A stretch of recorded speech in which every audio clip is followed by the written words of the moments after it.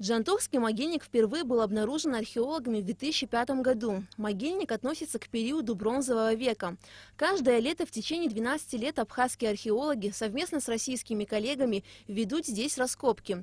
За этот период было найдено множество предметов, представляющих историческую ценность.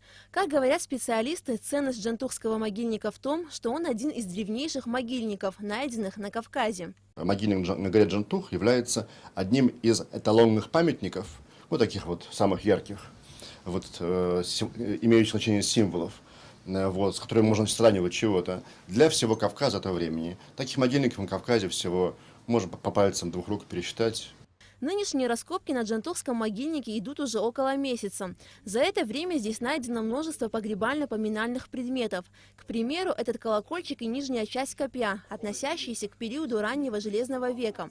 Древние люди верили, что при погребении человека, если на копье повесить колокольчик, то его звон отгонит злых духов.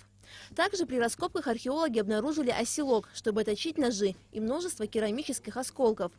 Специалисты предполагают, что это останки производственного комплекса, печи, где ковали железом. Все найденные предметы относятся к X-IX векам до нашей эры. Мы здесь видим наличие вторичного обряда погребения. То есть, напомню, что когда покойников сначала вешали на деревья, потом то, что оставалось, эти кости помещались в яму, где горел огонь в нашем случае. И этот обряд сохранился на территории Абхазии вплоть до позднего Средневековья. Также при раскопках было обнаружено множество костей. Сейчас антропологи занимаются их изучением. Специалисты опровергли информацию о том, что в нынешнем году на Джантохском могильнике найдены золотые монеты. За все время раскопок только 5 лет назад была найдена одна золотая монета с изображением Александра Македонского.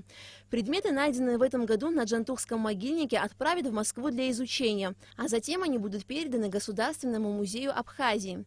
Алика Трапш, Астамур Гожба, Абхазское телевидение.